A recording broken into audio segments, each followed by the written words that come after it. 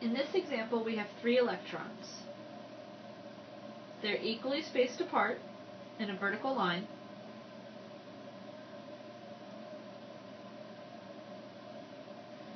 Such that the distance between each one is 1 millimeter. Electrons 1 and 3 are fixed in position, meaning they cannot move.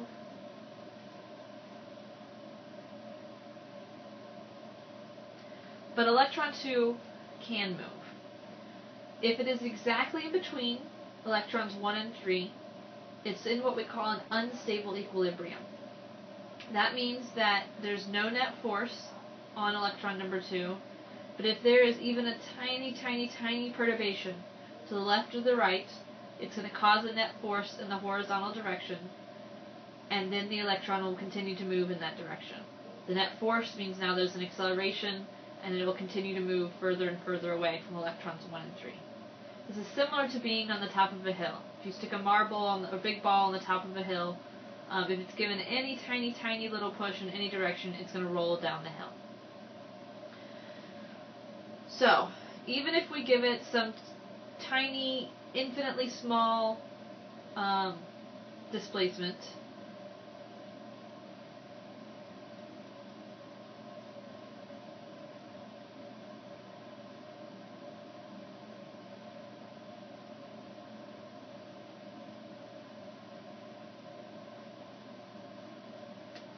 so an infinitesimal displacement will cause the electron to move away. So what we want to know is, what is the electron, and again, this is electron number 2,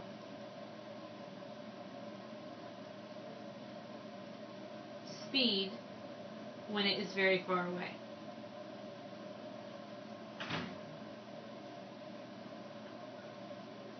Now remember, far away is basically code for at infinity. So let's look at what we have. The initial velocity is 0. Because its initial displacement is so tiny, the distance between electrons 1 and 2 initially is the separation as described above, so that's 1 millimeter. The initial separation between electrons 2 and 3 is also 1 millimeter. Final speed is what we're trying to find. The final separation between electrons 1 and 2 is infinity. The final separation between electrons 2 and 3 is infinity. And this means that the potential energy at the end is the same as the potential energy between electrons 1 and 2. The same as the potential energy between the electrons 2 and 3. For all of these, it's 0. So let's go ahead and take a look at our breakdown of energy in terms of the before and the after.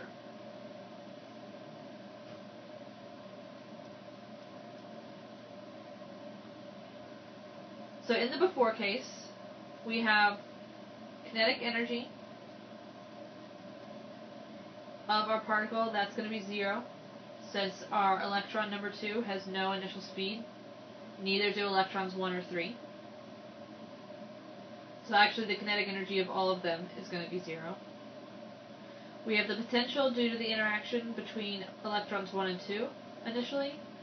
The potential due to the interaction between electrons 2 and 3 initially.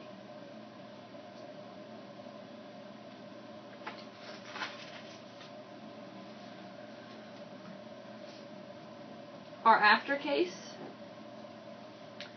has the kinetic energy of the electron when it's far away,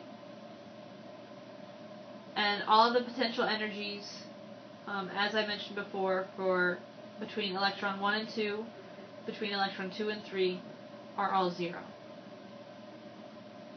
Now, one other thing to note, the kinetic energy of electron number 1 is equal to the kinetic energy of electron number 3, which is equal to 0, before and after, so that's why they have not been written.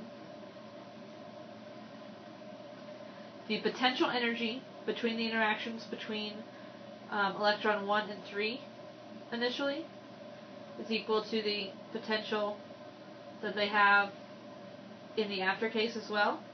Now this one's not equal, but since they haven't changed in the before or the after case, I have not included them either. Just to be clear, if any of these were non-zero or had changed, we would need to include it. So, what we've got here is the potential energy between electrons 1 and 2 initially, plus the potential energy between electrons 2 and 3 initially, is equal to the kinetic energy of electron 2 when it's far away.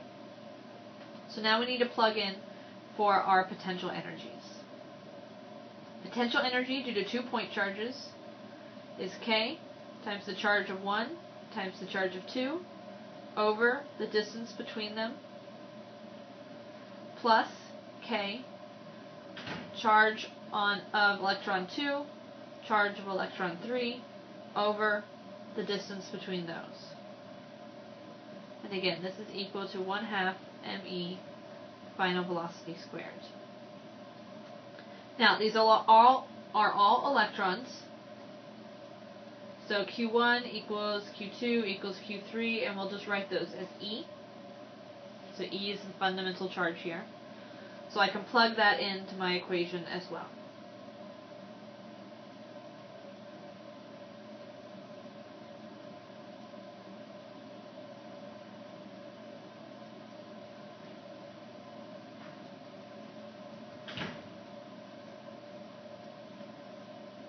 Alright, so I'm trying to solve for the final velocity. So I will multiply both sides by 2, divide both sides by the mass of the electron, and then square root both sides. That will leave me with this.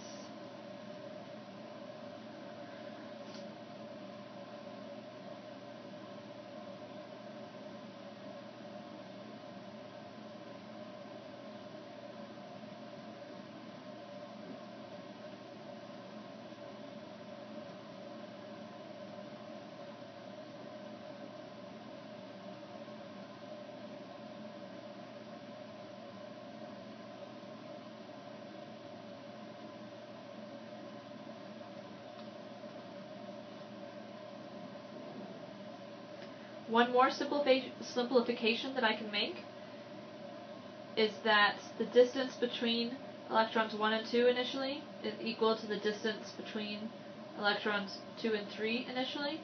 So I'm just going to rewrite this as R. Again, this will simplify things a little bit,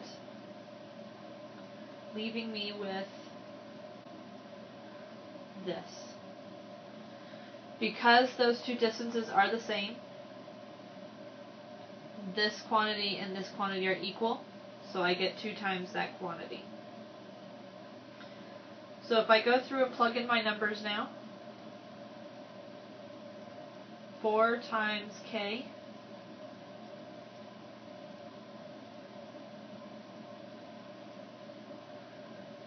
times the charge of an electron squared over the distance between each individual electron times the mass of the electron. Now, a Newton is equal to 1 kilogram meter per second squared. So if we take a look at our units here, we can see that my 2 Coulomb units cancel down here. One of these cancels here. My kilogram cancels with the kilogram in the Newton. Oops, this is all square root. Leaving me with units of meter squared over second squared. Since that's going to be inside the square root, once we square root that, we find this is roughly 1,000 meters per second. So my units work out as well.